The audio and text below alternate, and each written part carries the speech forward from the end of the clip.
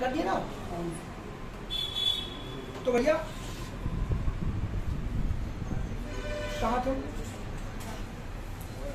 वो पढ़ रहे थे, ठीक है। एक लेक्चर बालक आपका निकल गया है, कोई घबराना नहीं, मैं थोड़ा सा रिवाइज कर दिया है, जल्दी जल्दी। वर्ब क्या है एक्चुअल में, जल्दी बताओ, कल मैंने पढ़ा दिया है। एक्शन, पोजीशन और स्टेट ऑफ माइंड। वर्ब कभी भी किसी से भूल से भी मत कह दीजिएगा कि वर्ब आपका क्या है बेटा, एक्शन वर्ड है। क्यों है, कैसे है, ये मैंने कल की बातों में किया था। अदरवाइज एक एग्जांपल से बात हम समझ लेते हैं कि आज मैं बड़ा खुश हूं, ठीक है। तो इस सेंटेंस में वर्ब कहाँ है, वर्ब क्या होगी इसमें, फाइनाइट। वो बात की बातें हैं बेटा। वर्ब हमेशा आप जब ये बोल देते हो ना कि वर्ब कोई एक्शन को दिखाता है, तो मैंने आपसे कल एक एग्जांपल कहा था, फाइन सो रहा है, तो फाइन सो रहा है, तो उसमें फाइन कोई एक्शन कर रहा। आप सोच रहे हैं बेटा, आप एकदम इत्मीनान से आंख बंद करके सोचते सोचते सो भी जाते हो, तो सोचते टाइम, सोते टाइम आप किसी भी तरीके का कोई एक्शन नहीं करते। आज आप खुश हैं, आप दुखी हैं, इसमें किसी भी तरीके का कोई एक्शन नहीं होता। तो वर्ब हमेशा एक्शन दिखाती है, ऐसा नहीं है। वर्ब आपका एक्शन भी दिखाएगा, वर्ब आपका आप मानसिक स्थिति को भी बताएगा। आप सोते हैं तो आपकी मनोदशा ही तो है कि आप सो रहे हैं भाई। दिमाग स्लीपिंग स्टेट में, आप सोच रहे हैं तो आपका दिमाग सोचने की स्टेट में, तो ये स्टेट को दिखाता है। लेकिन फिर इसी में एक एग्जांपल ऐड किया था कि दीवार मूवी का एग्जांपल था, कौन सा, मेरे पास माँ है। तो मेरे पास माँ है, इस सेंटेंस में आपके पास ना तो बच्चे एक्शन है, ना ही माँ कोई स्टेट ऑफ माइंड है कि वो दिमाग में माँ को एज्यूम करके बैठा हुआ है, ऐसा कुछ नहीं है। तो वर्ब का तीसरा भी काम होता है, जो वो क्या करती है, पोजीशन को दिखाना। तो वर्ब के बारे में अगर बात की जाए तो वर्ब के 3 फीचर्स हैं आपके बस। क्या, सबसे पहले वो एक्शन को दिखाएगा, दूसरा आपका कौन सा है, स्टेट ऑफ माइंड, आपकी मनोदशा दिखाएगा, और तीसरा है आपका क्या, पोजीशन। नहीं बेटा, इंग्लिश में ओ साउंड नहीं होता, इंग्लिश में याद रखिएगा, इसको नहीं बोला जाता कभी भी ओ, ठीक है। ओ जो है इसका साउंड आ का होता है, ये, ठीक है। ओ कभी भी पोजीशन ना बोल दीजिएगा, ठीक है, कभी भी नहीं बोला जाता। पोजीशन, पोजीशन, POSSESS, स्पेलिंग समझ जाना, ठीक है। तो वर्ब के 3 काम थे, ये हमने सब कल कर लिया, इसमें जल्दी जल्दी बोल रहा हूँ इन सब बातों को। वर्ब की 3 स्टेट, माफ कीजिएगा, वर्ब के 3 फंक्शन है। पहला एक्शन दिखाना, दूसरा स्टेट ऑफ माइंड, तीसरा बच्चे क्या है, पोजीशन। वर्ब सिर्फ एक्शन नहीं दिखाती, एक एक सबके एग्जांपल, फाइन सो रहा, तो इस सेंटेंस में किसी भी तरीके का कोई एक्शन नहीं हो रहा। मैं सोच रहा हूँ, इसमें कोई तरीके का कोई एक्शन नहीं है, ये आपकी मानसिक स्थिति को दिखा रहा है। आज मैं बहुत खुश हूँ, तो खुश होने के लिए कुछ कर रहे हो, कुछ नहीं, मैं खुश हूँ। तो अब आप कह सकते हैं, चलिए अभी वो बात नहीं करते। दूसरा था, मेरे पास माँ है, मेरे पास बंगला है, मेरे पास पेन है, मेरे पास मार्कर है। इसमें ना तो किसी तरीके का कोई एक्शन है और ना ही इसके अंदर स्टेट ऑफ माइंड है। तो बचा क्या, पोजीशन, अधिकार। वर्ब का काम क्या होता है, एक तरीके से अधिकार को भी दिखाना। इतनी बातें की थी, और कौन सा पॉइंट क्लियर हुए थे बताओ, मुझे याद नहीं। फाइनाइट ऑक्सिलरी अभी आज के बच्चों को छोड़ दो, भूल जाओ, आगे बढ़ेंगे, ठीक है। अब हमने पढ़ना था वर्ब, तो वर्ब की बाइफरकेशन करी गई थी। मैं कल की क्लास की बातें कर रहा हूँ शॉर्ट में, तो कुछ चीजें छूट जाए तो जो कल बच्चे आए थे वो मुझे बता दीजिए, ठीक है। वर्ब 2 तरीके से आपको पढ़नी है। पहला है क्या, ऑर्डिनरी वर्ब, और दूसरी चीज आपकी क्या, ऑक्सिलरी वर्ब। मैं रिवाइज क्यों करा रहा हूँ, रीजन है बेटा, अगर आपने स्टार्ट छोड़ दिया कि वर्ब आई क्यों, कैसे बनी, टेंस क्या है, क्यों है, कब है, कहाँ से आया, अगर ये सब नहीं सीखेंगे तो फिर कोई मतलब नहीं है। फिर आप वही याद कर लीजिए, प्रेजेंट इंडेफिनिट की पहचान क्या होती है, ता है, ती है, ते है, फिर वही पढ़ लो, फिर जरूरत नहीं है आपको। दूसरा था ऑक्सिलरी वर्ब। ऑक्सिलरी को हमने किसी और नाम से भी जानते हैं, किस नाम से, हेल्पिंग वर्ब। मैंने आपको बताया था, ऑक्स एक ऐसा वर्ड है जो लैटिन भाषा का शब्द है, जिसका मतलब होता है मदद। यकीन ना हो तो आप अपनी गाड़ी में ऑक्स केबल लगाते हैं 4 व्हीलर में, और अगर यकीन ना हो तो किसी अपनी या किसी, अगर नहीं है आपके पास तो किसी भी गाड़ी का दरवाजा खोल के देखिए, नीचे कितना बड़ा USB पोर्ट बना होता है, उसमें नीचे लिखा होता है ऑक्स। क्यों, वो USB पोर्ट आपका किसमें मदद करेगा, फोन चार्जिंग में, ठीक है, गाने सुनने में, हर तरीके की वो मदद कर सकता है आपकी। तो ऑक्स का मतलब ही क्या होता है, हेल्प करना। मे भी पेपर में ये पूछ लिया जाए आपकी सिनोनिम एंटोनिम में, तो ध्यान रखिएगा। तो ऑक्सिलरी वर्ब जो होती है उसी को आप जो देशी भाषा कहते हैं ना, हम लोग किताबों में रख लेते हैं हेल्पिंग वर्ब, ठीक है। तो इसी को बोला जाता है क्या, आपकी हेल्पिंग वर्ब। आज की ही क्लास में स्टार्ट करेंगे हम कि हेल्पिंग वर्ब को हेल्पिंग वर्ब क्यों कहते हैं। ठीक है, हेल्पिंग वर्ब कहां से आई? यहां से। आपने जो ये देखा इस शब्द को ऑर्डिनरी वर्ब। ऑर्डिनरी वर्ब क्या होती है? दुनिया में जितनी भी एक्शन दिखा सकूं, जितनी भी वर्ब स्टेट ऑफ माइंड दिखा सके, जितनी भी वर्ब आपकी पोजीशन दिखा सके, वो सारी की सारी क्या है? साधारण वर्ब। फॉर एग्जांपल खाया पिया सोया रोया नहाया धोया फेंका कूदा पटका उठाया कुछ भी, ये सारी की सारी क्या है? Ordinary verb. ठीक है, इन्हीं ऑर्डिनरी वर्ब, मैंने कल एक एग्जांपल दिया था कि मैं पढ़ाते पढ़ाते बेटा गिर पड़ूं, ठीक है, और आप में से कोई 2 बच्चे 3 बच्चे मुझे उठा के हॉस्पिटल लेके जाए, भगवान ना करे लेकिन मान लो थोड़ी देर के लिए, ठीक है, तो हुआ क्या? इतने सारे बच्चे थे जिसमें से 3 लोग मुझे उठा के लेके गए, तो ये वॉलंटियर ही तो थे कि मैंने गिरते गिरते कहा था तुम उठाना, बाकी हाथ मत लगाना। जब आप मदद करते हैं तो अपनी इच्छा से करते हैं। ठीक है, तो इंग्लिश में भी जो ये वर्ब आई ऑक्सिलरी वर्ब, ये यहीं से आई है, ये कोई नई नहीं है बाहर की। आप जो पढ़ते हो ना is am are was verb, ये क्यों बनाए गए, कहां से आए, अभी हम देखेंगे इसी चैप्टर के अंदर। तो ऑर्डिनरी वर्ब जो है वो आपकी हेल्पिंग वर्ब से ही बाहर आई हैं। ये कितने तरीके की होती है? 3 तरीके की। पहली थी डू, दूसरी थी बी और तीसरी थी बेटा है। इनके अलावा कोई नहीं होता। मैंने अभी भी कहा मैं गिरा जब, तो आप में से कोई 2 बच्चे मुझे उठा करके ले गए, इसलिए आपको फोर्स किया गया था? नहीं, आप खुद से मुझे लेकर के गए, आपने मेरी मदद की। ठीक है, उसी तरीके से बेटा ग्रामेरियन ने क्या किया, ये वर्ब थी, जब वर्ब को जरूरत पड़ी, क्या जैसे मैं गिरा तो मुझे जरूरत पड़ी, अभी तो नहीं हुआ, तो जब जब वर्ब को जरूरत पड़ेगी ये 3 वर्ब वॉलंटियर करती हैं, आपके मदद करती हैं अपनी इच्छा से। अब ऐसा नहीं है कि बेटा वर्ब किताब से अंदर से चिल्लाई थी कि मैं मदद करूंगी, ग्रामेरियन ने डिसाइड किया। ठीक है, तो यही 3 वर्ब हैं जो आपकी हेल्पिंग वर्ब बनती हैं। क्यों बनेंगी अभी हम पर्टिकुलर पार्ट में उसमें देखेंगे, लेकिन ध्यान रखिएगा ये अपनी इच्छा से करते हैं, इनको एक एक काम दे दिया गया, बस और कुछ नहीं। दूसरी बात हमने जो की थी वो क्या थी? फोन बजाना सब खड़ी बात नहीं। डू बी और हैव में बेटा एक बात आपको और ध्यान रखनी है, क्या बताओ? कुछ था दिमाग में? हाँ यही बात, डू बी और हैव। जैसे फॉर एग्जांपल आप में से 2 लोग मुझे लेकर के गए थे हॉस्पिटल, और अगले दिन मतलब मैं ठीक हो गया, फिर अगले दिन बेटा मान लो एकेडमिक चल रही, मैंने सबसे कहा कि सब लोग हाथ आगे करो, हाथ डंडे मारेंगे, सबको मारता चला जा रहा था, फिर वही 2 बच्चे सामने आ गए जो कल लेके गए थे, अगर ना ले जाते तो मैं तय भी बोल सकता था। तो मन में एक सॉफ्ट कॉर्नर आ जाता है, यार इन लोगों ने मदद की थी, कभी तुम कोशिश करके देखो कुछ खिलाओ पिलाओ, उससे भी आ जाता है, ऐसी बात नहीं है, मैंने मना नहीं किया। तो जिन्होंने मेरी मदद की उनके मन में मेरे लिए क्या है बेटा? Soft corner. अब ये क्या है? हेल्पिंग वर्ब भी तो पढ़ के आए इनको, तो इनके लिए इंग्लिश में सॉफ्ट कॉर्नर है, ग्रामेरियन ने बनाया। इनको बाकी वर्ब से एक ऊपर का ओहदा दिया गया है। क्यों? क्योंकि इसका मतलब ये कतई नहीं कि ये अपना काम छोड़ देती, ये ऑर्डिनरी वर्ब भी है, ये ऑर्डिनरी वर्ब ही है, लेकिन क्या करती है? मदद करने का काम करती है, हेल्पिंग वर्ब बन जाती है। तो इनके पास 2 काम है। ठीक है, तो इसलिए इनको एक नाम दिया गया। जैसे मैंने कहा ना मेरे मन में आपके लिए क्या है? सॉफ्ट कॉर्नर, क्योंकि आपने मेरी हेल्प की। तो इनके लिए भी ग्रामेरियन यानी कि इंग्लिश में ग्रामर में सॉफ्ट कॉर्नर होता है। अब वो सॉफ्ट कॉर्नर कैसे है, कैसे दिखाऊंगी?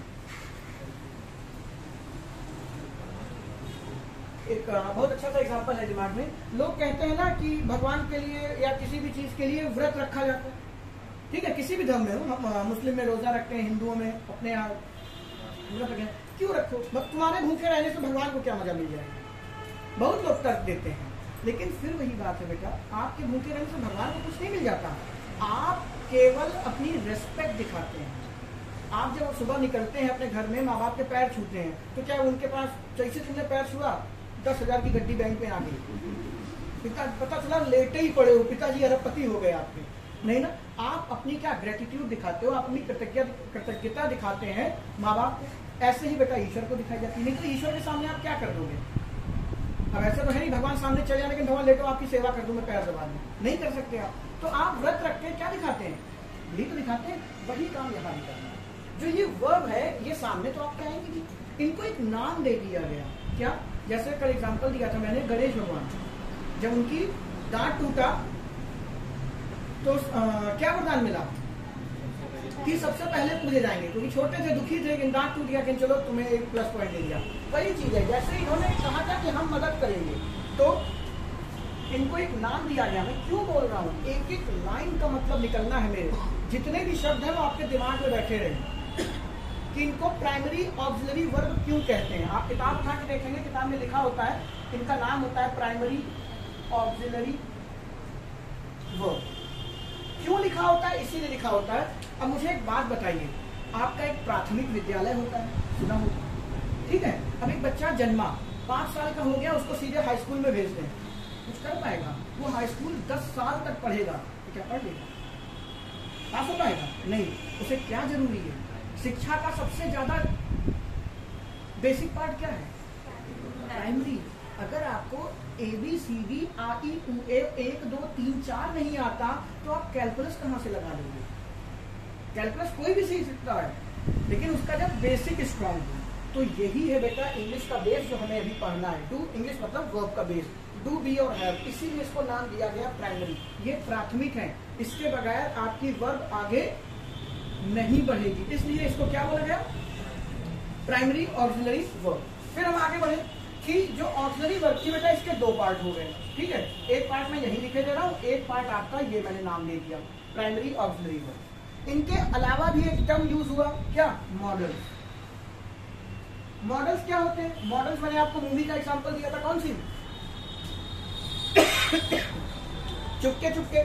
चुपके चुपके में धर्मेंद्र का एक डायलॉग है, उसमें वो कहता है कि हिंदी, माफ कीजिएगा, इंग्लिश बहुत अभद्र भाषा है। कल मैंने ये सारी चीजें 1 घंटे में पढ़ाई थी, आज मैं 10 से 15 मिनट पे पढ़ा रहा हूँ, इसलिए लगातार बोलता जा रहा हूँ। आपसे कोई प्रश्न नहीं पूछ रहा है, सब रिवीजन है, कल जो नहीं आए थे उनके लिए। और हर बार रिवीजन नहीं होगा क्योंकि चैप्टर का स्टार्ट है, इसलिए अगर बेसिक चला गया तो फिर आगे कुछ नहीं समझ आएगा, ठीक है। चुपके चुपके में एक डायलॉग है धर्मेंद्र का, कहता है इंग्लिश बड़ी अभद्र भाषा है। क्यों?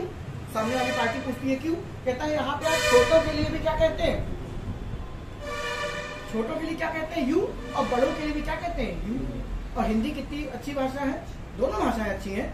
हिंदी में छोटों के लिए बेटा क्या? तुम, और बड़ों के लिए सम्मान देने के लिए क्या लगाते हैं? आप। ये धर्मेंद्र का डायलॉग होता है, लेकिन ऐसा नहीं है।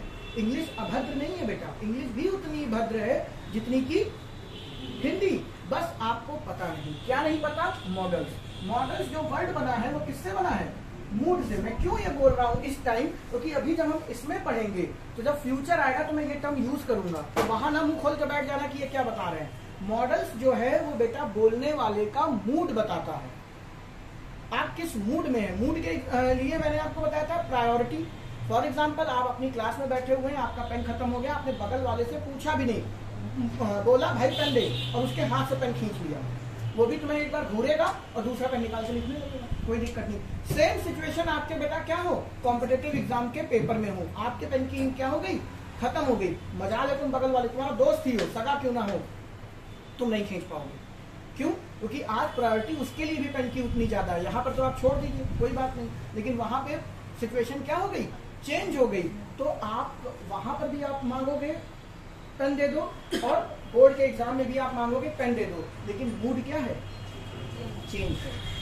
तो जैसे मूड चेंज होगा, आपके मॉडल्स बताएंगे कि आपका मूड क्या है, ठीक है। यहाँ पे आप बोल सकते हैं may I get your pen, लेकिन वहां आप बोलेंगे would I get your pen, जल्दी नहीं की, ठीक है। तो ये मॉडल्स बदलता है कि आप कितनी ज्यादा गहराई से उस बात को मान रहे हैं, कितनी ज्यादा आपको जरूरत है। तो ये बोलने वाले के किस पे डिपेंड करेगा?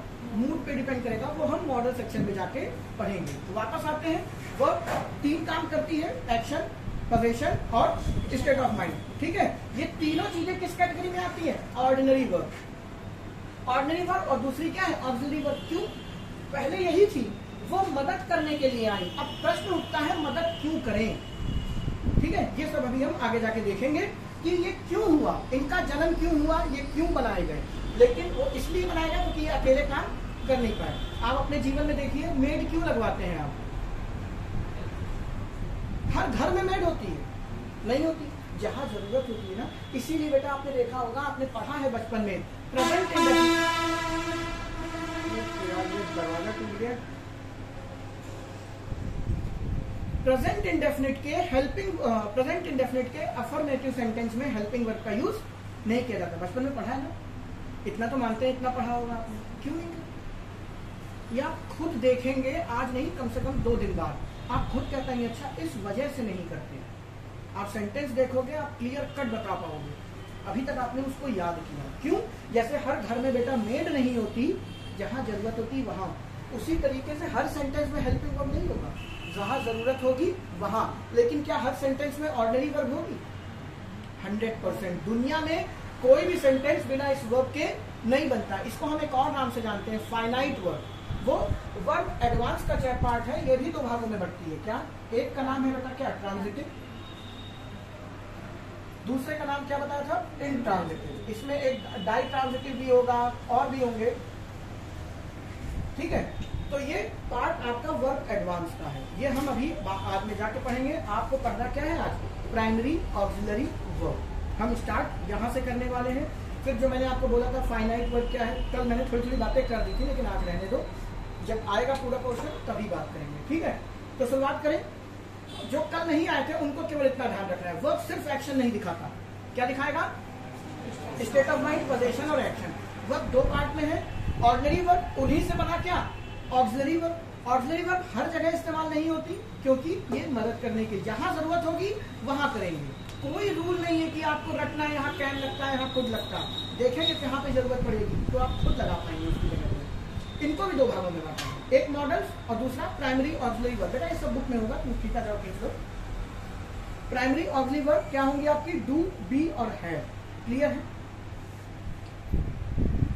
तो आइए जानते हैं डू, बी और हैव कहां से आए, क्यों आए, ठीक है। इसके लिए आपको क्या पढ़ना पड़ेगा? अब शुरू करते हैं। हालांकि मैंने कल ये भी पढ़ा दिया था, क्यों? टेंस की स्टार्ट कर दी थी, लेकिन अब यहां से डिटेल में चलते हैं। हेडिंग बनाते हैं बेटा टेंस। आपने पढ़ा होगा टेंस। अच्छा, टेंस से पहले हम एक कुछ और बातें कर लेते हैं।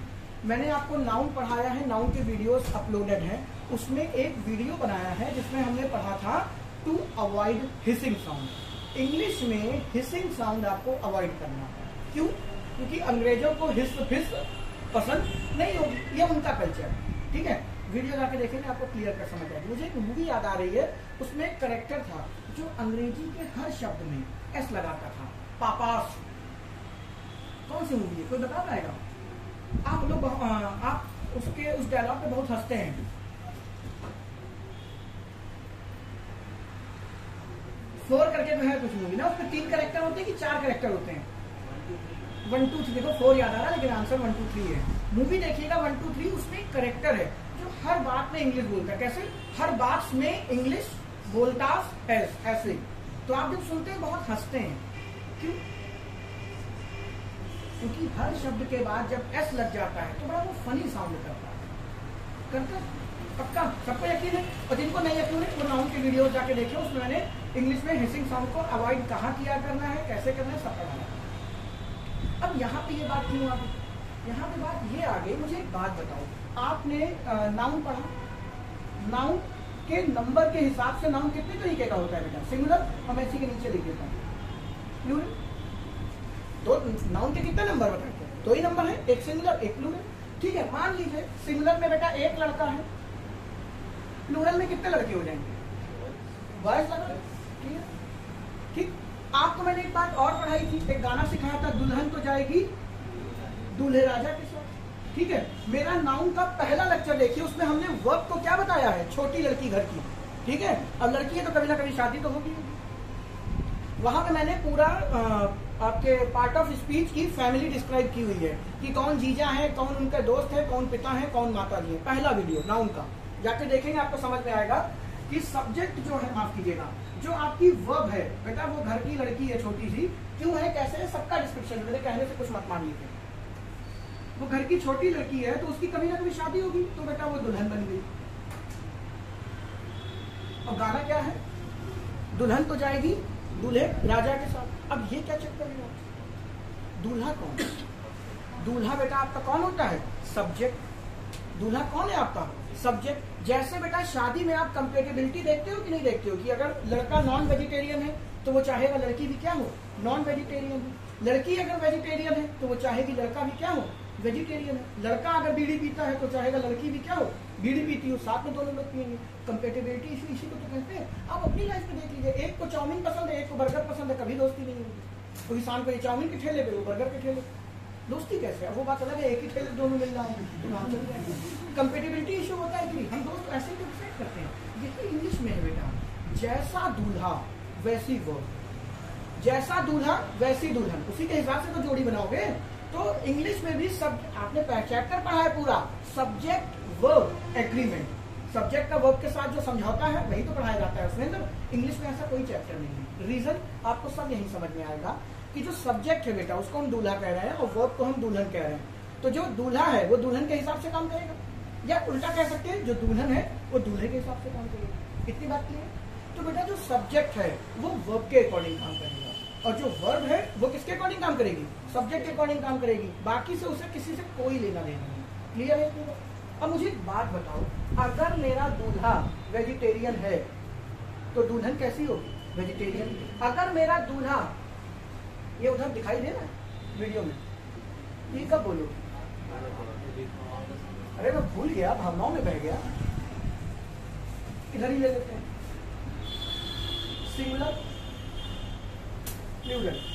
अब क्लास शुरू करते हैं, वो सब पुराना जल्दी जल्दी मैंने पढ़ा दिया कल का। सिंगुलर और प्लूरल, ठीक है। सिंगुलर के लिए आपने नाउन क्या इस्तेमाल किया? बॉयज। और प्लूरल के लिए नाउन क्या इस्तेमाल किया? बॉयज। और ये सब जानते हैं कि जो सब्जेक्ट और ऑब्जेक्ट है वो कौन बन सकता है? नाउन या प्रोनाउन। ये नाउन में आप पढ़ चुके हैं, ठीक है। क्यों? ये आपको मैंने नाउन में पढ़ा दिया, जिनको पता है वेल एंड गुड, अदरवाइज ध्यान रखिए। सब्जेक्ट और ऑब्जेक्ट कौन हो सकता है? क्या कर रही है? बड़ा डिस्टर्ब हो जाता ना, वो लग रहा है तो पन्नी खुलकुल खुलकुल हो रही, ठीक है। डिस्टर्ब इसलिए नहीं हो जाता, फिर खुद का मन करने लगता है क्या खा रहा हूँ खाएंगे, इसलिए मन थोड़ा बहक जाता है मेरा। क्लियर है बेटा? ये क्या है? नाउन है। अब मुझे बताइए, अगर और मैं इसको सब्जेक्ट बना रहा हूं, अगर ये नाउन है तो इसके साथ जो वर्ब आएगी वो कैसी आएगी? प्लूरल की सिंगुलर? तो सिंगुलर आएगी। मैंने मान लो लिख दिया ईट, ठीक है। अब यहाँ पे नाउन क्या है? प्लूरल। आपका दूल्हा क्या है? प्लूरल। तो इसके साथ बच्चे जो वर्ब आएगी वो क्या आएगी? प्लूरल आएगी। नाउन का प्लूरल कैसे बनाते हैं? नाउन का प्लूरल कैसे बनाते हो? ऐसे लगाकर, बॉय का बॉयज, ग्लास का ग्लासेस, मार्कर का मार्कर्स, गर्ल का गर्ल्स, ऐसे करते हैं। ग्रामेरियन ने भी यही कहा कि आप जब इसका प्लूरल एस बना के करते हैं तो वर्ब का भी तो प्लूरल एस बना के कर दें। कर दिया। लेकिन जब इसको बोला तो एक दिक्कत हुई, जरा बोल के देखो। बॉयज ईट्स, क्या हुआ? Hissing sound. जो उस 1, 2, 3 मूवी में जो कैरेक्टर था वो भी तो यही कर रहा था, हर शब्द में एस लगा रहा था और आप हंस रहे थे। अगर ग्रामेरियन भी यही कर देते तो इंग्लिश क्या हंसने की भाषा बन जाती। बॉयज ईट्स, कितना साउंड ऑकवर्ड लगता।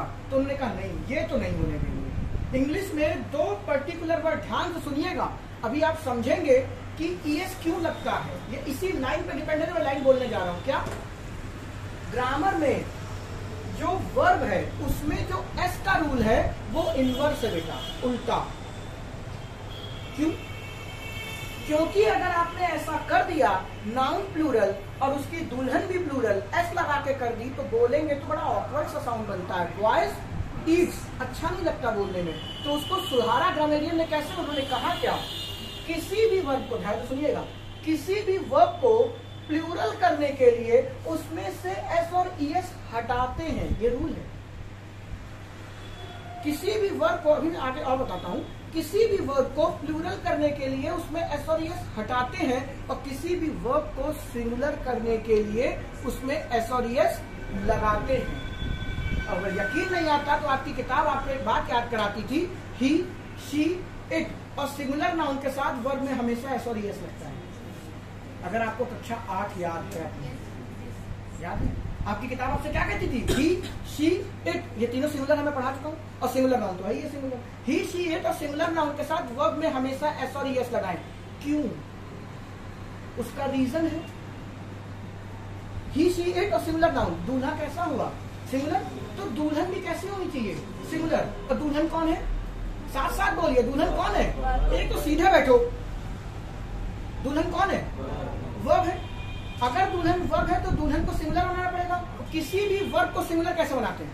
बोलो जल्दी। एस और ईएस लगा करके। बात समझ में आई? तो इसको उल्टा किया गया। अगर वो ना करते तो इंग्लिश एक हास्य का विषय बन जाता। बोल के बताओ, बॉयज ईट्स, कितना ऑकवर्ड साउंड कर रहा। ठीक है, तो उन्होंने क्या कहा कि बेटा वर्ब ये आपकी प्लूरल ही है और ये वर्ब आपकी सिंगुलर है। और यकीन ना हो तो आपने इसको बहुत बार देखा है। यकीन माने पेपर में ऐसे सेंटेंस आता है, ही गो टू स्कूल। अभी इसको मैं अलग से आपकी केवल ग्राउंड बना रहा हूँ, अभी मैंने टेंस छेड़ा भी नहीं है, शुरू भी नहीं किया। तो आपको पेपर में क्या लिखना है? ही क्या है, ये क्या है, एस और यस नहीं लगाते, ये क्या होगी? प्लूरल। दुल्हन तो जाएगी दूल्हे राजा के साथ। दूल्हा अगर सिंगुलर है तो दुल्हन भी सिंगुलर होगी। और दुल्हन को सिंगुलर कैसे करते हैं? एस या ईएस लगा करके। अभी आप आगे जाके पढ़ेंगे, आपने वर्ब कौन सी पढ़ी है? डू। डस कोई वर्ब होती ही नहीं बेटा। आपसे कोई पूछता ना, गधों की तरह जवाब देते हो। प्रेजेंट इंडेफिनिट की हेल्पिंग वर्ब सर डू और डस। वे गधा डस कोई वर्ब ही नहीं है, वर्ब केवल डू है। डू को सिंगुलर करना पड़ता है भाई, उसमें ईएस लगा करके, तभी तो बोलते थे he does not go. Paper में यही सेंटेंस अभी आएगा, आप ऐसे लिख दिए ही डू नॉट गो। ही क्या है? डू क्या है? वर्ब है। मुझे नहीं पता सिंगुलर की प्लूरल, लेकिन आपने अभी सीखा वर्ब को सिंगुलर बनाने के लिए उसमें एस और ईएस लगाते हैं। तो ये वर्ब तो है, और दूल्हा कैसा? सिंगुलर। तो इस दूल्हे को सिंगुलर बनाना, माफ कीजिएगा, इस दुल्हन को सिंगुलर बनाना पड़ेगा। और किसी भी वर्ब को, दुनिया की कोई भी वर्ब हो, कोई भी सिंगल वर्ब, अभी मैं कुछ राज नहीं खोल रहा हूँ, यहाँ खोलेंगे तो आगे मजा नहीं आएगा, लेकिन ध्यान सुनिए इस बात को। दुनिया की किसी भी कोने में कैसी भी कोई भी वर्ब हो, अगर वो सिंगुलर है उसमें एस या ईएस जरूर होगा। अगर यकीन ना हो तो मैं वो बात नहीं बोलूंगा, आगे बात करेंगे। तो बेटा ये जो डू है, यहाँ पे क्या लगा दिया? डस। और आपने गधों की तरह याद कर लिया क्या? ही शी इट सिंगुलर नाउन के साथ डज आता है, बाकी सबके साथ डू आता है। वो ही शी इट के साथ नहीं आ रहा है बेटा। दुनिया की किसी भी सिंगुलर सब्जेक्ट के साथ कोई भी वर्ब सिंगुलर है अगर, तो बिना एस और ईएस के नहीं आएगी। अगर यकीन ना हो तो मैं आपको दिखा दूं चाहे तो। इस एमआर पढ़ते हो? इस एम आर पढ़ते हो ना? सिंगुलर कौन सी होती है? देखा है? दुनिया की कोई भी वर्ब अगर सिंगुलर है तो वो बिना एस के लिख नहीं सकते, असंभव। कुछ समझ में आया? अभी मैंने बहुत सारी चीजें नहीं बताई, लेकिन छोटी सी बात यहाँ पे मैं आपको एक ही बात सिखाना चाहता हूँ। क्या? जो वर्ब है वो बिहेव किसके अकॉर्डिंग करेगी? सब्जेक्ट के अकॉर्डिंग। सब्जेक्ट दो ही तरीके का मिलेगा, या तो सिंगुलर दोस्त या तो प्लूरल। अगर सिंगुलर है तो वर्ब भी सिंगुलर होगी, लेकिन वर्ब सिंगुलर होगी तो होगी कैसे? एस और ईएस ले करके। क्यों? क्योंकि अगर वो ऐसा नहीं करेगी तो फिर वही हिसिंग साउंड बनने लगेगा। कुछ आया? पक्का सच्ची रिलेट कर पाओगे बेटा? सारा खेल कनेक्शन का है। जो यहाँ पढ़ा, मैंने कहा ना चैप्टर में 3 महीने पढ़ाऊंगा, एक दिन नहीं। आप डेट डाल लीजिए, आज की या कल की, 3 महीने। इसमें 5 चैप्टर इंक्लूडेड हैं। Verb basic, verb advance, active passive, direct indirect, conditional sentence, और कौन सा होता है? हाँ बस कंडीशनल। ये 5 चैप्टर इसी वर्ब के अंदर हैं, एक साथ कंटिन्यू हम पढ़ेंगे। तो हो गया, ठीक है? इतनी बातें क्लियर होगी तो आप बोल सकते हैं किसी भी नाउन को प्लूरल कैसे बनाते हैं? एस और ईएस लगा करके। किसी भी वर्ब को प्लूरल कैसे बनाते हैं? एस और ईएस बोलिए, हटा करके। इसीलिए कह रहा हूं दोस्त, बोलोगे नहीं कनेक्शन बनेगा नहीं। मत याद करो, ये सोचो जो नाउन के साथ होगा इसका उल्टा करना है। नाउन का प्लूरल एस लगा करके, तो वर्ब का प्लूरल एस हटा करके। क्यों? क्योंकि अगर दोनों साथ हो गए तो फिर वही पापास। मूवी देखे होगे अगर 1, 2, 3, तो आपको एक कैरेक्टर याद होगा, हर बात में अंग्रेजी का शब्द लगा, सॉरी हर हिंदी के शब्द में भी वो आखिर में एस लगा देता है और सब लोग हंसते हैं। तो फिर इंग्लिश के भी ऐसे ही हंसा जाएगा। क्लियर होगी बात? चले आगे। ये आपको लिखने लिखाने की कोई जरूरत नहीं है, यही तो पूरी जिंदगी इस्तेमाल होता है इंग्लिश में। और एक बात ध्यान से सुनिएगा, ध्यान सुनिए, लिख के लिखा था, हटाओ, दोबारा बोलने की जरूरत है, फिर से रिवाइज कर ले। किसी भी वर्ब को प्लूरल बनाना है तो क्या करेंगे? तेज एस और ईएस हटा देंगे। बेटा यही तो नहीं सुन पा रहे, हटा देंगे कि लगा देंगे? एस और ईएस तो हमको पता है, कुछ ना कुछ तो करोगे ही करोगे। क्यों? बेटा जब तक ये क्यों नहीं पता, अगर डाउट भी हो गया तो एग्जांपल देख लेना, बॉयज ईट्स, बॉयज प्लूरल है और ईट्स भी अगर प्लूरल है तो सही होना चाहिए, लेकिन बोलने में कितना खराब लगा, मतलब ईट में से एस हटेगा। ठीक है, तो आज के बाद आप जो 10 देखते हैं ये कोई हेल्पिंग वर्ब नहीं है बेटा। टू, अभी मैंने आपको क्या लिखाया, प्राइमरी ऑक्सिलरी वर्ब कितनी है, डू, बी और हैव। अब सच बताओ, अगर कुछ थोड़ा भी सोच पाते हो तो आपको गुरुदेव ने आपको परफेक्ट टेंस में पढ़ाया था, परफेक्ट की हेल्पिंग वर्ब क्या होती है, बच्चा तपाक से जवाब देता है हैज और हैव। वो तो और गलत, हैज पहले बोलते हो, हैज तो कुछ है ही नहीं,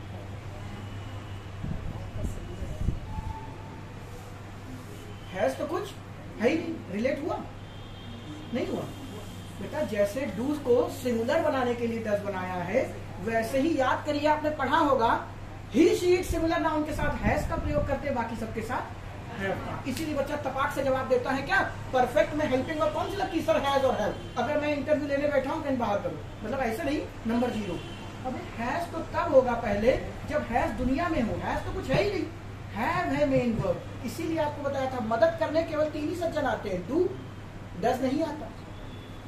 जो पुराना है वो सब रिकॉल होगा अभी। डू, बी अभी आप नहीं जानते क्या वाला है, इस नाम छोड़ दीजिए, अभी जब मैं कॉन्टिन्यूअस पे आऊंगा तब डिटेल करूंगा। डू, बी और हैव। हैज तो मैंने लिखवाया, तो हैज क्या है, हैव में अब कह दोगे सर हैव कैसे, हैव में एस कैसे लगे, हैव में जब आप एस और एस जोड़ते हैं तो वो हैज को जन्म देता है। अगर यकीन ना हो तो ऐसे कई सारे शब्द हैं जिसमें जो वी वाले होते हैं उनका प्लूरल आप एस लगा के करते हो। ये फेनेटिक के कुछ रूल हैं, वो आप बाद में सीखिएगा, अभी रहने दीजिए। तो हैज कोई चीज नहीं है, हैव की ही सिंगुलर वेरिएंट है। तो अगर कोई पूछ ले परफेक्ट की हेल्पिंग वर्ब बताओ, सिर्फ एक है, हैव। इंडेफिनिट की हेल्पिंग अभी बात करेंगे कि इंडेफिनिट पे डू क्यों लगाते हैं, इसमें हैव क्यों लगाते हैं, ये सब पढ़ेंगे। अभी मैंने टेंस छेड़ा भी नहीं है, लिखा है हेडिंग, लेकिन ये बेसिक सी बातें हैं कि प्लूरल है तो सिंगुलर, सिंगुलर है तो प्लूरल। अब इतना तो मैं मान के चलता हूँ आपको हेल्पिंग वर्ब याद है, इंडेफिनिट की डू होती है, इसकी ये होती है। नहीं भी याद है तो भी चिंता की कोई बात नहीं। मैंने देखा है अक्सर हाई स्कूल की और 8th क्लास में टीचर एक चार्ट बनवाता था, ठीक है, माँ सजा के उसको फोल्ड करके टेंस, ता है, ती है, ते है, तू है, तेरा है, मेरा है, हमारा है, इसकी पहचान ये, उसकी पहचान वो। इससे घटिया चीज दुनिया में मैंने नहीं देखी, ऐसा कुछ नहीं होता। यकीन आइए आज की क्लास में प्रूफ कर दूंगा मैं, बस समय ना खत्म हो जाए वहां तक जाते जाते। क्लियर, चलूं अगले टाइम पॉइंट पे। इवन आपका इस भी देखिए, इस सिंगुलर के साथ लगाते हो तो इसमें ऐसे, मैंने इसीलिए ऐसे थोड़ी बोला, दुनिया की याद रखिएगा, कोई इफ नहीं, कोई बट नहीं। दुनिया में अगर ये वर्ब है और इसका दूल्हा यानी उसका सब्जेक्ट सिंगुलर है तो वो वर्ब बिना एस के आप लिख नहीं सकते। तभी तो लिखते हो he is going to school, he क्या है, सिंगुलर। और सिंगुलर की दुल्हन कैसी होगी, सिंगुलर, तो उसमें एस होना चाहिए, तो इज है। अब दे लिख दिया आपने तो दे के साथ इस नहीं लगाते, दे के साथ क्या हो जाता है, आर हो जाता है, तो भी देख लीजिए। तुम कुछ पूछना चाह रहे हो, बोलो। सिंगुलर है तो हैज जो है वो भी सिंगुलर है, हाँ इसीलिए ही हैज, शी हैज। और ही शी सिंगुलर क्यों है, प्रोनाउन के वीडियो पढ़े हैं, एक एक चीज वहां पे मैंने समुद्र मंथन पढ़ाया है, जब प्रोनाउन ये पढ़ा रहा होता हूँ तो ये कैसे हुआ, क्यों हुआ, आप वीडियो जाके देखिए, उसमें इसका भी जिक्र है कि ये प्लूरल कैसे बने, मजबूरी थी बनाना। उसमें मैंने आपको पढ़ाया, अभी जो नए बच्चे उनसे पूछ रहे, एक मिनट बेटा, आई जो है वो सिंगुलर है कि प्लूरल है, बताओ। अगर आई सिंगुलर होता तो आई के साथ एज लगता, आई के साथ एम क्यों लगता है, आप बात करो। नए वाले मतलब पुराने गधे, आई क्या है बेटा, बेइज्जती मत करवाना नए बच्चों के सामने। आई दोनों है, सिंगुलर भी है, प्लूरल भी है, नेचर बदल देता है अपना, इसीलिए आई खौफनाक है। अभी आप आगे जाके पढ़ेंगे, आप जब क्वेश्चन टैग रखते हैं ना तो वहां पर भी लिखा होता है एम एंड टाई जैसी कोई चीज नहीं होती, आर एंड टाई। आई जब नेगेटिव शेड लेता है तो कभी भी एम एक्सेप्ट नहीं करता। एम क्यों बनाया गया, एम की मजबूरी थी बनना, नहीं तो आई को भी हम इसके साथ ही लपेट देते, आई इज। हाँ अब तुम कुछ पूछ रहे हो, बोलो बेटा। ये अब फॉर एग्जाम्पल मतलब शादी हो गई, होगी तो तुम्हें वाइफ मिली, ठीक है, 2 कर ली, जूते मिलेंगे वो अलग बात है, लेकिन मान लो थोड़ी देर के लिए कर लिए।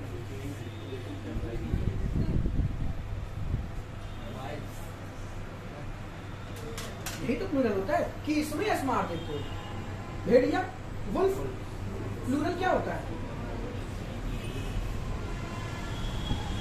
ये फोनेटिक सिंबल के कुछ रूल्स होते हैं, वो आपको यहाँ नहीं पड़ता है, आपकी बात की बात है, ठीक है? इसका भी ध्यान रखिए। बस इतना ध्यान रखिए, किसी भी शब्द के अंत में अगर वी आ रहा है, उसका प्लूरल करना है तो उसकी जगह पे वी की जगह पे क्या लग जाता है? एस लग जाता है। ये हमेशा होगा, कोई भी शब्द आप उठा के देखिए, अगर कोई शब्द के अंत में वी है और आप उसका प्लूरल बनाएंगे तो अंत में एस लग के ही बनेगा, वो हट जाएंगे एस लग जाएंगे। इतनी सी बात ध्यान रखिएगा। चले आगे, आइए श्री गणेश करते हैं बेटा टेंस। आज की डेट डाल लीजिए, कम से कम 20 से 25 दिन अकेला चलेगा ये। लेकिन अगर आपको एक एक डिटेल जाननी है कि और पेपर में एरर आपको करनी है तो आपको बेटा समझना पड़ेगा। और फिर इसीलिए कह रहे हैं आराम से चलते हैं। जितना मैंने अभी पढ़ाया एस वाली बात, अगर किसी भाई बंधु को ना समझ में आई हो, और एक मिनट बेटा पेन रखो, मैंने वीडियो इसीलिए बना रहा हूं, ये मुझे खुद नहीं देखना, थोड़ा सा डेटा बचा लेना, यूट्यूब से अलावा देख लेना। यहाँ सिर्फ कान खोल के सुनिए और समझिए, भूल जाइए, 2-3 दिन वीडियो चलाइए, आपके खून में हीमोग्लोबिन के साथ इंग्लिश तैरेगी। बस समझना है, लिखने पे फोकस छोड़ दीजिए। इसीलिए मैंने कहा कि रिकॉर्ड करने चल रहा है।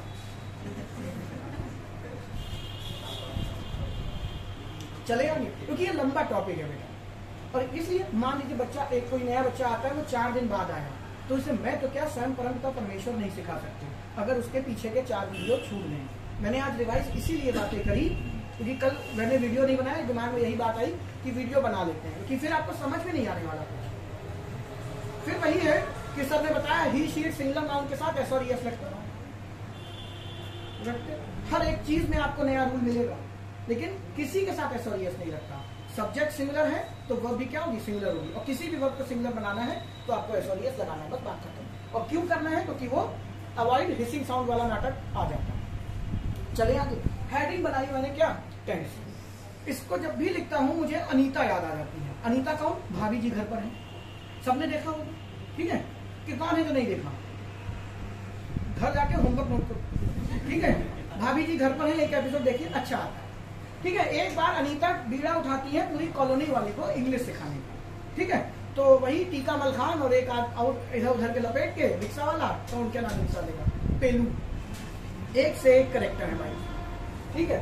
सब लोग बैठे होते हैं। अनीता टेंस हेडिंग डाल के, मुझे याद नहीं उसने क्या लिखा था, तो वो शायद उसने सही बात लिखी थी। वहां पे उन्होंने लिखा था टेंस नहीं, टाइम एंड टेंस। कुछ किताबें ऐसा लिखती हैं, कुछ किताबों में आप टेंस जब खोलेंगे तो वहां पे टाइम एंड टेंस लिखा होता है, ठीक है? ऐसा नहीं। जो टेंस है बेटा वो 2 चीजों से मिलके बना है। किससे? आपको मैंने कल ये बातें समझा दी थी। पहला था बच्चे टाइम, और दूसरा है क्या? State of action. किसी एक्शन की स्टेट 2 चीजों से मिलकर बना। तो पहले हम टाइम का पोस्टमार्टम कर देते हैं, फिर स्टेट ऑफ एन एक्शन का पोस्टमार्टम कर देते हैं। फिर जब दोनों को मिला देंगे तो जन्मेगा टेंस। और यकीन मानिए, एक लाइन नोट करिएगा अपने दिमाग में हमेशा के लिए, दुनिया में कोई भी सेंटेंस है तो वो आपके टेंस का ही पार्ट है। जैसे मैंने लिख दिया ही इज हैप्पी। प्रवीण, ये कौन सा टेंस है? बेटा जूता है, देखे जूता, ठीक है? उसमें अपने पैर डालिए, ठीक है? प्रेजेंट क्या गधों की बात कर रहा है? पूछ रहा हूं टेंस। अगर टेंस है बच्चे तो उसमें 2 चीजें होंगी, समय और state of an action. Both छोड़ो, अच्छा अभी बात ही नहीं की तो नहीं देखी, मुझे लगा शायद तुम्हें ध्यान हो। छोड़िए, टेंस किससे बना है? टाइम से और स्टेट ऑफ एन एक्शन से। मैंने कल आपको ये बात बहुत अच्छे से प्रूफ कर दी थी कि टेंस करते टाइम क्यों इस्तेमाल किया जाता है। क्यों? क्योंकि बेटा इन दोनों का सीधा रिश्ता है। कोई भी एक्शन होगा तो उसमें बेटा समय जरूर लगेगा। कभी देखा है आपने नौकरी की तैयारी शुरू की, ठीक है? 1-2 साल मेहनत तो करोगे ना, कि आज आपने तैयारी शुरू की, कल आपका रिजल्ट आ गया, जाइए 1 लाख की नौकरी लग गई, टाइम लगेगी। कभी हुआ? इवन आप पिक्चर भी देखने बैठते हो तो ऐसे देखो, मैं जा रहा हूँ आज ब्रह्मास्त्र देखने, देख लो, चलिए ऐसे आंख खोल के देख लिया, अभी टाइम लगेगा। कोई भी एक्शन होने में क्या लगेगा, टाइम लगेगा। आप किसी ने जोरदार झापड़ रसीद के मारा तो जलन थोड़ी देर टाइम लेगी, होएगी कि नहीं होगी।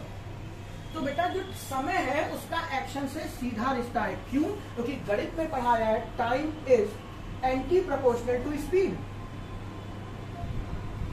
जितनी तेज काम करोगे उतना कम समय लगेगा। Time is anti proportional to speed, यही तो पढ़े हो। जैसे जैसे समय बढ़ेगा स्पीड घटेगी, जैसे जैसे समय घटेगा स्पीड बढ़ेगी। मैंने दोनों बात देखी है। आप घर से कोचिंग आते हो बाइक से, कम समय लगा। आप पैदल आए, स्पीड कम हुई, समय ज्यादा लगा। ठीक है। अब मुझे एक बात बताइए, अगर आपकी टाइम आपकी स्पीड क्या हो जाए, अनंत। अब इतनी मानता हूं मैं, गणित आपने पढ़ी होगी, 1/0 = क्या होता है, इनफाइनाइट। अगर आपकी स्पीड अनंत हो जाए तो आपका टाइम क्या हो जाए, 0। मतलब मैं यहाँ खड़ा हूं और एक पल के लिए आपको दिखाई ना दूं, अब यहाँ से सीधे धुआं छोड़ूं गायब होके और वहां आ जाऊं, आप क्या कहते हैं इसको, जादू, मैजिक। याद करिए बचपन में रामानंद सागर जी के सीरियल देखते थे, नारायण नारायण, नारद जी इधर से गायब होते थे और नीचे धरती लोक पे प्रकट हो जाते थे। जादू? वो जादू नहीं है। नारद जी ने अनंत स्पीड को प्राप्त कर रखा है। उनकी स्पीड क्या है, अनंत। स्पीड अनंत, समय कितना लगा, 0।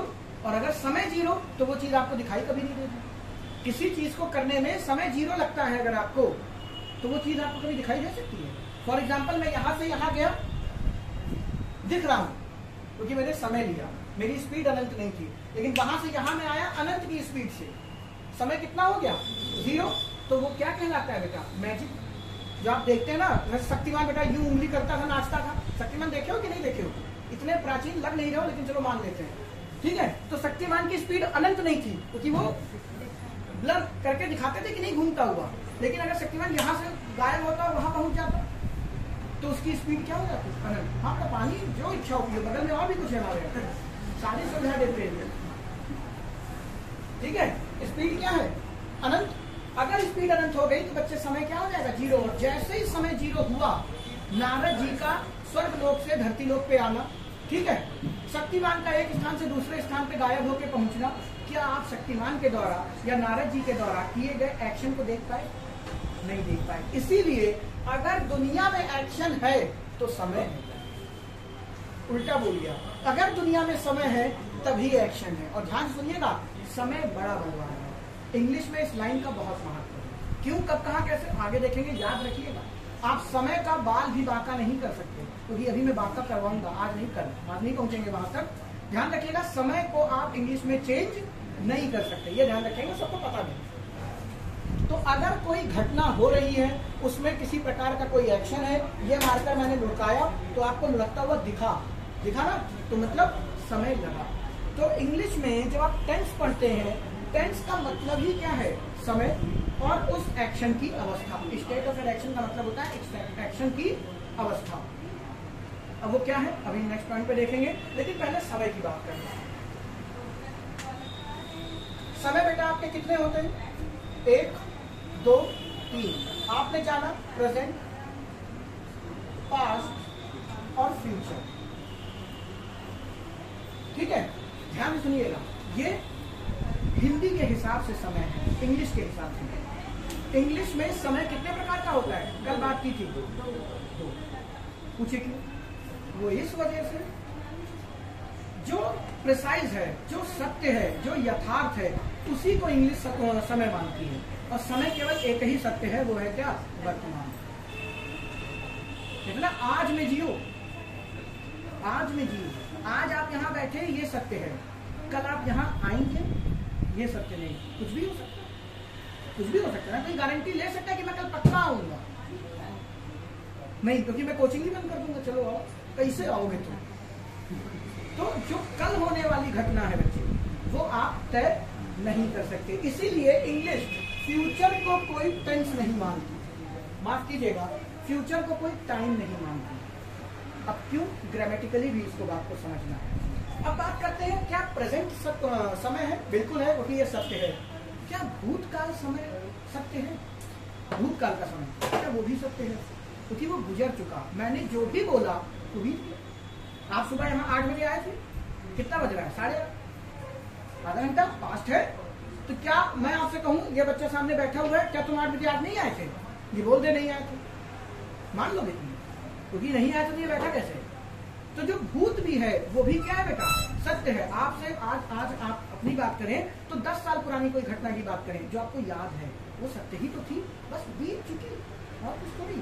तो 2 ही समय बेटा आपके इंग्लिश के अकॉर्डिंग माने जाते हैं, that is your present and past. अब एक बात बताइए, किसी भी टेंस में आपको समय दिखाना पड़ेगा। इंग्लिश का कोई भी सेंटेंस हो, कोई भी, इसके बाहर कोई सेंटेंस लिखे नहीं जा सकता। टेंस के बाहर जो आपने 12 पढ़ लिए धोखे में, उसके बाहर कभी भी टीचर चार्ट बनवा देता था, क्योंकि इसके बाहर का कोई सेंटेंस होता ही कोई भी नहीं। आप कोई भी 1000 पन्ने की किताब पढ़ लीजिए, उसमें 50,000 सेंटेंस हो, 50 के 50,000 सेंटेंस इसी टेंस के अंदर के होंगे। इसके बाहर का कोई सेंटेंस लिखा नहीं जा सकता। पूछो कैसे? क्यों?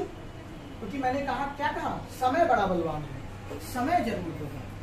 आपको जब भी टेंस चेक करना हो पेपर में या आपको एरर बतानी हो, तो उसमें आपको 2 बातें नोटिस करनी है। क्या? सबसे पहले आप उसका क्या चेक करेंगे? टाइम। फिर आप उसका क्या चेक करेंगे?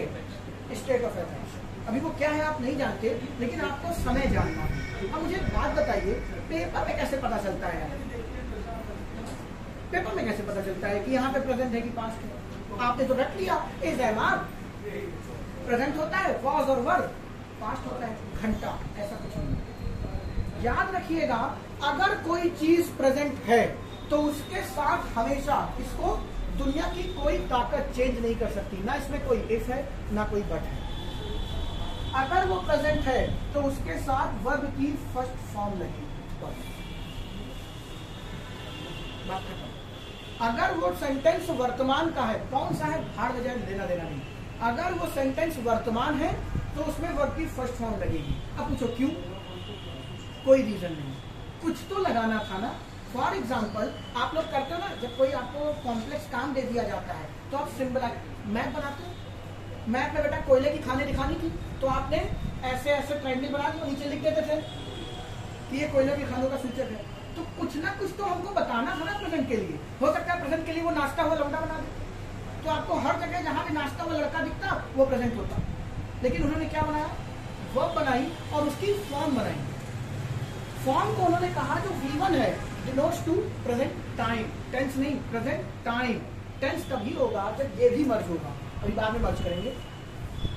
V1 डिनोट्स टू, बोलो एक साथ। बेटा ये बहुत बड़ी चीज है, छूट गया कुछ नहीं पल्ले पड़ेगा। सो भी क्या, सीधे बैठो, सीधे बैठो। पहले आधा कुर्सी का आधा किताब के कुछ बगल वाले गिरे पड़े जा रहे हो, सीधे बैठ, सीधे बैठना हुआ।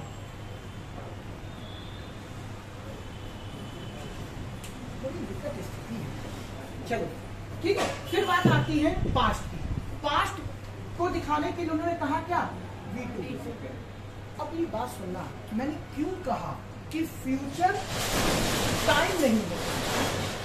बात रिलेट कर पाना मेरी बात। मैंने क्यों कहा फ्यूचर टाइम नहीं होता? कल को तुम किसी बच्चे के साथ मिलो, क्या हमारे साथ तो पढ़ाए थे कि फ्यूचर टाइम नहीं होता? तो पूछेगा क्यों? तुम तो अभी सामने कहा था कि फ्यूचर कोई देखा नहीं इसलिए टाइम नहीं होता। कहते ये कौन सा, वो क्या ज्योतिषी है क्या कि देखा नहीं तो क्या? ये तो ज्योतिष तो देख लेता है, तो वो तो मान लेगा। मुझे एक बात बताइए, फ्यूचर में आप कौन सी वर्ब की फॉर्म लगाते हैं?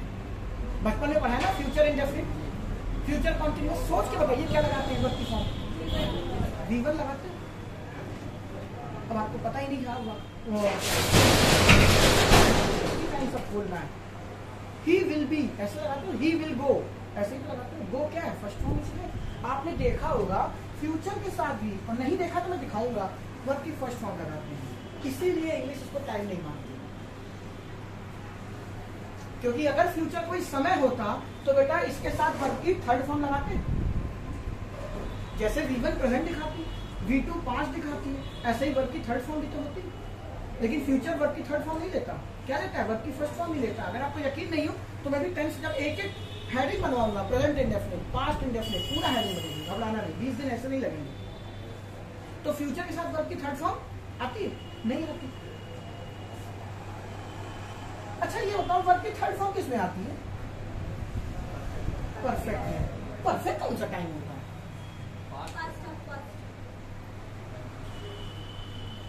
तुमने जो पास्ट, बेटा यही तो कंफ्यूजन है, समझ नहीं आता इसमें पास्ट क्या है और परफेक्ट क्या है। ध्यान से सुनिएगा, आपकी किताबों ने जो आज तक आपको उल्लू बनाया, वर्ब की थर्ड फॉर्म जैसी कोई चीज ग्रामर में नहीं है। जो आप गधों की तरह एक्टिव पैसिव में रट के आते हो वर्ब की थर्ड फॉर्म, जब आप पूरा सीख लेंगे आप गाली देंगे मुझे कि ये क्या पढ़ा दिया। उसकी सच्चाई है, जानते हैं क्यों? आप जो पढ़ते हैं ना कि पैसिव बनाते टाइम वर्ब की थर्ड फॉर्म लगाइए, बेटा मैं आपको प्रूफ करके दिखाऊंगा असंभव है, वर्ब की थर्ड फॉर्म लग ही नहीं सकती। क्यों? क्योंकि वो है ही नहीं दुनिया में। जो आपने पढ़ लिया वो वर्ब की थर्ड फॉर्म नहीं है बच्चे, उसको बोलते हैं past participle of transitive verb. आपने पढ़ा होगा ना, आपके टीचर आपको पढ़ा देते हैं इस सेंटेंस की पैसिव नहीं बनती। जानते हैं क्यों? क्योंकि उसमें जो वर्ब है वो इंट्रांजिटिव है। अभी मैंने ऑर्डिनरी बनाया था, ट्रांजिटिव इंट्रांजिटिव। और आप तो गधों की तरह याद कर लेते हैं कि इसके साथ वर्ब की थर्ड फॉर्म लगनी चाहिए, लगनी चाहिए। लेकिन जो खुद ही ट्रांजिटिव नहीं है, इंट्रांजिटिव है। अभी टर्म नहीं जानते, आगे जाके जानेंगे। इंट्रांजिटिव है क्यों? क्योंकि वर्ब की थर्ड फॉर्म जो आपने आज तक किताबों में लिखी देखी उसका नाम है पीपीटी। कि पूरा बोले तो पास्ट पार्टिसिपल है बेटा, ये वर्ब नहीं होती है, past participle of transitive verb. ठीक है? वैसे सच बताऊं तो यहाँ पे टी नहीं लगेगा, मुझसे गलती हो रही है। ये केवल पास्ट पार्टिसिपल होगा, ट्रांजिटिव नहीं है, दोनों का बन सकता है। ठीक है? जो वर्ब की थर्ड फॉर्म है उसका एक्चुअल में नाम क्या होता है? Past participle. अब पार्टिसिपल क्या बोला आप नहीं जानते। ऑर्डिनरी वर्ब में जब आप ट्रांजिटिव और इंट्रांजिटिव पढ़ेंगे तब वहां पढ़ाऊंगा, अभी नहीं। ठीक है? जब आप एक्टिव पैसिव में लगाते हैं वर्ब की थर्ड फॉर्म, वो वर्ब की थर्ड फॉर्म नहीं होती, वो होती है बेटा PPT, past participle of transitive verb. और आप क्या रखते हैं? आप रखते हैं इस सेंटेंस का पैसिव नहीं बन सकता। क्यों नहीं बन सकता? क्योंकि उस सेंटेंस में जो वर्ब है वो दोस्त ट्रांजिटिव नहीं, इंट्रांजिटिव है। और इंट्रांजिटिव का आप पास्ट पार्टिसिपल नहीं बना सकते पैसिव वॉइस में, इसलिए नहीं बनता। अभी आपको एक तरह तकलीफ दे रहा होगा क्योंकि आप उन टर्म से रूबरू नहीं है, धीरे धीरे जान जाएंगे। लेकिन अपने दिमाग से याद रखिए इंग्लिश में कितनी फॉर्म ऑफ वर्ब होती है? सिर्फ दो, फर्स्ट और सेकेंड। ये थर्ड कुछ तो किताबें V5 भी लिख देती है, पांचवी फॉर्म V1 प्लस ING। अरे गधा प्रसाद, वो प्रेजेंट पार्टिसिपल है, वो कोई वर्ब नहीं। आप जिसको वर्ब समझ के बैठे हैं वो तो वर्ब से दूर दूर तक कोई रिश्ता नहीं है उसका। बस आपको बचपन में रटा दिया he can talk English, he can walk English. तो वॉक भी वर्ब है और टॉक भी वर्ब है। टॉक नहीं होता तो मैं अमिताभ बच्चन का डायलॉग बोल रहा हूँ, वो कहना इसको इंग्लिश आती है ना, तब होता है ही कैन टॉक इंग्लिश, नहीं I can talk English, I can walk English. नमक हराम या नमक हलाल में से किसी एक का डायलॉग है ये, शायद, मुझे कंफर्म नहीं। बात समझ पाए? तो मोटा मोटा ध्यान रखिए, दुनिया में वर्ब कितनी है? दो, फर्स्ट और सेकंड। और ये है क्यों? क्योंकि जो फर्स्ट फॉर्म है वो वर्तमान प्रेजेंट टाइम को दिखाएगा। टेंस नहीं, टेंस से भी मतलब ही नहीं है, प्रेजेंट टाइम को दिखाएगा। और V2 पास्ट टाइम को दिखाएगा। क्लियर है? अब एक टाइमलाइन समझ लेते हैं। ठीक है? कल मैंने समझा दिया था लेकिन अब कुछ बच्चे नहीं थे। अब जो कल आएंगे उनको आपको बताना है कि आज की क्लास अगर नहीं समझ में आती, कोई नया बच्चा आता है तो कहो भैया वीडियो देखिए आप, वरना संभव नहीं है आपको बातों को समझना। मैंने क्या कहा बेटा? एक तो आपका भविष्य है जो हम में से कोई नहीं जानता। भाई आप क्या शादी का कार्ड आया, भाई सब आइएगा, आपने कहा हाँ आएंगे, उसने बेटा 20 आदमी का खाना बढ़वा दिया, तो जानता है आपकी डाइट क्या है, और उस दिन बेटा तुम्हारा पेट खराब। और बेटा हम शादी में किसी से मिलने और बधाई देने थोड़ी जाते हैं, ढक्कन कब खुलेंगे? मेन टारगेट क्या है? खाना। बेटा कोई भी आज से शादी कर दो, आपने अपने यहाँ का जो सबसे बड़ा मिसकंसेप्ट है वो जानते हो क्या है? बेटा मरने के बाद तेरे ही पे जब बुलाया जाता है तब भी हम खाना खिलाते हैं। अरे किसी के मरने पे आप कैसे खाना खा सकते हैं? लेकिन ये रिवाज जानते हैं क्यों है? मेरा अपना परसेप्शन है, मैं जानता नहीं सच्चाई क्या है, लेकिन मेरा यही मानना है कि आप ऐसे जाएंगे ही नहीं जब तक आपको ठूसने के लिए 2 रोटी ना दी जाए। सच्चाई यही है। गांधी जयंती बूंदी बटती है तब बच्चा माँ बाप भेजते हैं, माँ बाप खुद घर में इंतजार कर रहे होते, लौंडा भी आएगा बूंदी लेके। मैं सच्चाई बता रहा हूँ। गांधी जयंती को कौन याद करने गया है? बच्चा बूंदी के लालच में जा रहा है। ये हमें बचपन से सिखाया जाता है, बूंदी मिलेगी। गांधी जयंती ये कौन है? बूंदी मिलेगी। वो तो इस सरकार ने थोड़ा सा राष्ट्रवाद को बढ़ावा दिया है, लोगों को पता है कि हम क्या कर रहे हैं। नहीं तो गांधी जयंती के दिन लौंडे स्कूल तो शाम को पतंग उड़ाते हैं, वो की छुट्टी। गांधी कौन वो जानते हैं। बूंदी मिलती है मस्त, मम्मी भी सुबह खाना कम बनाती है, पापा का नाश्ता बूंदी से होगा, लौंडेस कहती 4 पैकेट लेके आ गए। सच्चाई है। इसीलिए हमें मरने पे भी खाना खिलाना पड़ता है, वरना आप दुख व्यतीत करने आएंगे नहीं। आप वहां संतावना देने गए, लेकिन तुम वहां कह रहे हो छोले में नमक कम डालो। आदमी का पन्ना नहीं पड़ गया, तुम्हें नमक की पड़ी। खैर छोड़ो, मैं टॉपिक चढ़ गया। ये बात आई क्यों दिमाग में? हाँ, तुम्हें शादी में बुलाया, तुमने कहा मैं आऊंगा, तुम्हारे चक्कर में 20 लोगों का खाना बनवा दिया, उस दिन पेट खराब, तुम नहीं जाता। तो भविष्य किसी का फिक्स है नहीं। हमने देखा नहीं, तो जब देखा नहीं फिर आप क्या करनी, हम उसको टाइम ही नहीं मानते। जब आएगा तब देखेंगे। लेकिन जो हमारे पास है बच्चे, वो क्या है? वर्तमान। और यही वर्तमान जो बीतता जा रहा है वो हमारे लिए क्या है? पास्ट। बेटा पास्ट का भी एक पास्ट होता है जिसको हम बोलते हैं पास्ट ऑफ पास्ट। ठीक है, अभी ये क्या है, क्यों है, कैसे है, बड़ी शिद्दत से पढ़ाऊंगा। एक हल्का सा एग्जांपल दे देते हैं। पास्ट ऑफ पास्ट का मतलब क्या? कहते ना हमारे बाप के भी बाप है। कोई मान लो कोई बात चल रही होती तो जोश में बोल देते हो, तो बस जो बीत गया, जो मैंने बोला वो भी बीत गया। और बेटा जब मैं जन्मा था, जब मैं 1 महीने का था, वो भी तो टाइम था, वो कब का बीत गया। तो यही बात का बाप है, पास्ट का पास्ट है। इसकी जरूरत पड़ेगी, आगे जाके समझेंगे। ये टाइम लाइन है बेटा, हमें इससे लेना देना, हमें इससे लेना देना है, हमें इससे लेना देना। फ्यूचर से हमें कोई लेना देना नहीं होता। फिर प्रश्न आता है कि फ्यूचर है क्या? बात करेंगे धीरे धीरे। चलूंगा, टाइम बताओ पहले, आगे चक्कर में ऑफिस ना पहुंचना। 9:10 ठीक है आज के लिए। हा? नहीं, पानी बोतल तो यहीं से जुगाड़ कर लेंगे। नहीं वहीं जाएंगे बेटा, हो गया। ठीक है, पहले इसको ऑफ करो, तुम लोग बकवास ज्यादा करते हो। कह रहे थे कल हेडिंग बनेगी क्या? स्टेट ऑफ एन एक्शन क्या है। ठीक है, फिर दोनों को मर्ज करेंगे, तब जन्मेगा आपका प्रेजेंट कॉन्टिन्यूअस। कैसे, कब, कहाँ की, कल की बात है। आज के लिए इतना ध्यान रखिएगा। बंद करो। अरे रहने दो, मेरा समूह सामने आ बचा।